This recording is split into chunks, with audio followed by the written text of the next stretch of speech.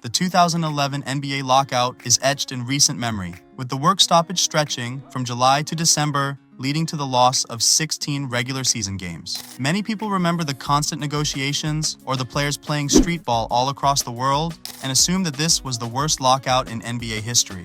However, this was not the case. That dubious record belongs to the 1998 to 1999 NBA lockout, which spanned over 200 days and resulted in the league's first ever loss of regular season contests. Not only this, but if the lockout had lasted one more day, David Stern publicly stated he would have canceled the season. Yet this earlier, more severe lockout doesn't get nearly as much modern attention, and I believe that this is thanks to the NBA doing everything in its power to sweep this messy incident under the rug. But in today's video, we will dig up all the facts of the worst lockout in NBA history. The 1998 NBA Finals between Michael Jordan's Chicago Bulls and Karl Malone and John Stockton's Utah Jazz was a ratings bonanza, with the six-game series averaging 29 million viewers per game. Despite Jordan obviously pushing off on the shot that won the game, it was the highest-rated NBA Finals ever, and it appeared that the NBA was in the best place it had ever been. However, off the court, financial tensions were rising and would eventually boil over into an all-out war. On March 23, 1998, it was announced that the players were making 58% of the overall league revenue, well above the goal of 51.8% set by the owners in the 1995 collective bargaining agreement. As a result, the owners voted to reopen negotiations. Longtime Commissioner David Stern, who had steered the NBA to new heights of global profitability throughout the 90s, claimed that half of franchises were losing money in the late 90s, while player salaries were ballooning to astronomical levels. Stern blamed player agents, particularly David Falk, for, quote, orchestrating a campaign to defeat any fair deal. He also cited enormous contracts, such as Kevin Garnett's six-year, $126 million extension in 1997, which shattered previous compensation records and raised expectations for player salaries league-wide. Owners, like Jim Thomas of the Sacramento Kings, called the deal shocking and anticipated more stars would demand similar contracts, even if the team was losing money. Small market owners, such as Jerry Colangelo, demanded an overhaul of the NBA's financial system. While a salary cap had been a part of the CBA since 1983, it included loopholes that allowed teams to exceed the payroll limit. One of these rules was the Larry Bird exception, which allowed teams to spend an unlimited amount of money to re-sign their own players, meaning a player could, hypothetically, make $1 billion per year. While this was great for the players, it was terrible for the owners, and all the small market owners pressured Stern and fellow owners to take a stance against the current financial system. On the other side of the fence, the National Basketball Players Association, which we will call NBPA, dug in against a hard cap, which is the maximum amount a team must not exceed for any season. They were so against a hard cap because they knew this would throttle salaries and restrict free agent movement. The players group had two leaders. One was Patrick Ewing, who was one of the best big men in the league at the time, playing for the New York Knicks. The other was a man named Billy Knight, who was the NBPA executive director in charge of negotiating with Stern. These two would form a coalition of top stars and elite agents like Falk, who expected uncapped earning potential. According to the NBPA, the players wanted to retain the soft cap that allowed teams to exceed limits to re-sign their own players. Furthermore, the union supported raising the minimum salary, which over 20% of NBA players earned. Negotiations began on April 1st, with the owners proposing a hard cap and the elimination of the Larry Bird exception on May 27th. The players rejected this proposal, with things taking a turn for the worse in late June. Eventually, negotiations between the sides broke off on June 22nd, after a brief, unproductive meeting, which resulted in the players saying they would not accept any deal that included a hard cap. A few days later, on July 1st, 1998, the league announced a lockout, effective immediately. After the lockout went into full effect, over 200 players were barred from facilities, workouts, and team meetings. This led to some interesting moments, like when Grant Hill and Tim Duncan did a commercial promoting 1-800-TALL-MEN, a number to call if you needed a tall person to grab something from a high place. Not only were the players out of work, but teams couldn't sign free agents or make trades because negotiations from both sides had broken off. They tried to use the media to their advantage, feeding them carefully prepared quotes and reports to control the flow of information. While this media frenzy was very entertaining for the fans, it hurt the chances for a rational settlement. The owners, along with David Stern, had a huge advantage in this circus, thanks to them having more experience of dealing with the media. One example of this backfiring was when Boston Celtics point guard Kenny Anderson did a piece with the New York Times about the lockout's impact on it. In the interview, he mentioned how he might have to sell one of his 7 cars. While this was an attempt to gain sympathy, it actually did more harm than good for the players in the public eye. The owners also had other advantages. In the summer of 1998, the FIBA World Championship was held in Greece. However, any player who was employed by the NBA was not allowed to compete, forcing the United States to send amateur players. The team wound up winning bronze, which was pretty good given the circumstances. But many NBA players were upset they couldn't represent their country and called for an end to the lockout. One source of division within the Players Association was something we talked about with Kenny Anderson: money. The league ensured a steady cash flow during the lockout through television contracts that paid even if games weren't played. However, the owners said they were not obligated to pay the 226 players with guaranteed contracts since they weren't playing. The players obviously disagreed, and the dispute was sent to an arbitrator, who ruled in favor of the owners, shifting power further to the owners' side and causing cracks within the NBPA.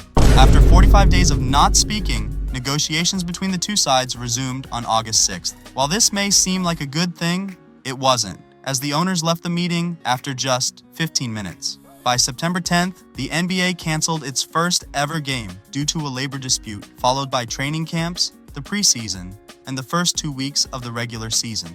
As negotiations continued into November, some players publicly announced their disagreement with the union's stance on the lockout. One of these players was a man by the name of Jason Williams. This was not white chocolate Jason Williams. This was Jason Williams with a Y. Although some of you may not know of him, he was actually a solid center in the late 90s and was coming off a career year.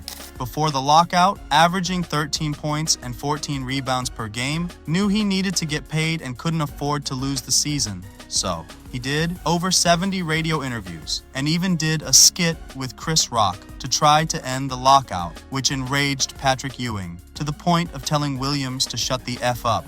As the days passed with no end in sight, more and more players began to join Williams' side. By December, all Christmas games were canceled, and bargaining sessions between David Stern and Billy Knight became heated, screaming matches. While it appeared no progress was being made, Stern had a trick up his sleeve that would lead to the end of the lockout. In the middle of the night in mid-December, David Stern sent the owners' latest collective bargaining proposal to every member in the players' union. In the letter, Stern emphasized the importance of direct communication, something many players criticized Billy Knight for lacking. Since the letter was sent overnight, Knight was unaware of Stern's plan. This tactic proved tremendously effective, with a majority of players now siding with the owners. On December 23rd, just a few days after sending the letter, Stern announced that the season would be canceled entirely if no deal was reached by January 7th, 1999. With the deadline approaching quickly, each side submitted their final proposal. On January the 4th, the owners rejected the player union's offer and submitted a counteroffer. The union's negotiating committee recommended rejecting the offer, but since this was the last proposal before the season's cancellation, the players decided to hold a vote. On January 6, 1999, hundreds of NBA players gathered on the 14th floor of the NBA offices in New York City to vote on the league's proposal. Even in the final hours of the lockout, division remained among the players. Half of them wanted to do a secret ballot to keep the votes anonymous, while the other half wanted each player to be accountable for their vote. Nonetheless, the vote went through and the results were staggering. 179 players voted yes to the owner's proposal, and only 5 voted no. Billy Knight and David Stern met at 6 a.m. the next day to finalize the agreement, and with that, the lockout, which spanned over 204 days, was over. So, what did the owners and players actually agree on? The players were adamant about not accepting a hard cap, so the owners dropped this from the agreement.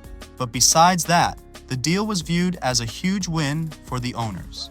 The owners got its top demand, which was adding a maximum for a player's salary between $9 and $14 million, depending on how long the player was in the league. This addition was unprecedented, as the NBA became the first major sports organization to limit players' salaries. The agreement also included a rookie pay scale, with each rookie contract lasting 3 years and teams having the option to extend that deal for 2 additional years. Furthermore, a luxury tax was introduced as a penalty for teams exceeding the set salary cap. The players were promised that their salaries would equal 55% of the league's revenue, which was lower than the 58% they were making last season. Both sides agreed to raise the minimum salary to $287,500. Lastly, the drug policy was expanded to cover marijuana, a topic that would become even more relevant decades later. With the new deal in place and a condensed 50-game regular season scheduled to begin on February 5th, the question remained, how would the shortened season unfold? The events that unfolded immediately after the lockout was lifted were insane. On January 13th, Michael Jordan announced his second retirement, ducking Tim Duncan just like he did with Hakeem. Not only this, but training camps and free agency began simultaneously. When the game started on February 5th, it became apparent that the quality of play had suffered.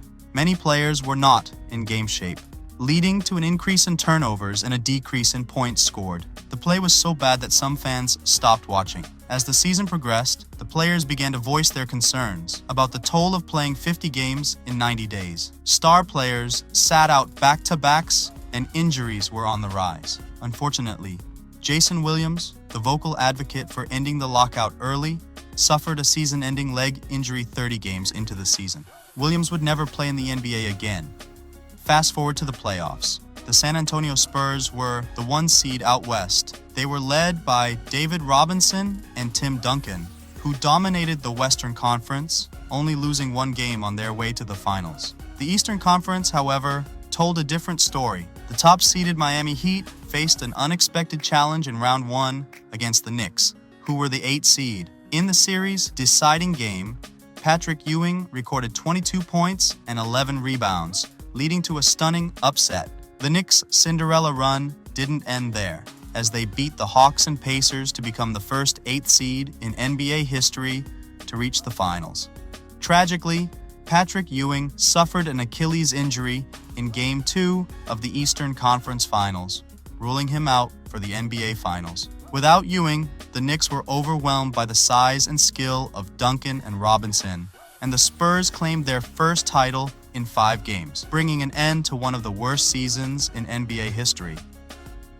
The 1998 lockout is one of the biggest black eyes in NBA history. Both the players and owners appeared extremely greedy in the eyes of the fans, and the quality of play suffered as a result. The league, coming within 24 hours of canceling an entire season, ranks alongside the Malice at the Palace and the Tim Donaghy scandal as some of the worst moments in NBA history.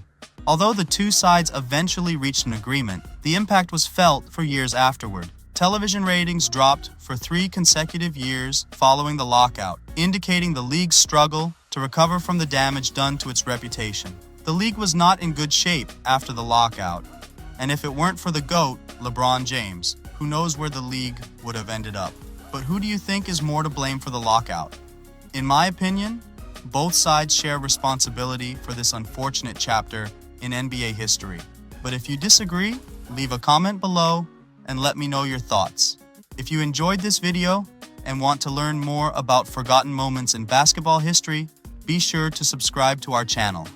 We'll be releasing new videos every week or so, diving into the stories that have been overlooked or forgotten over time.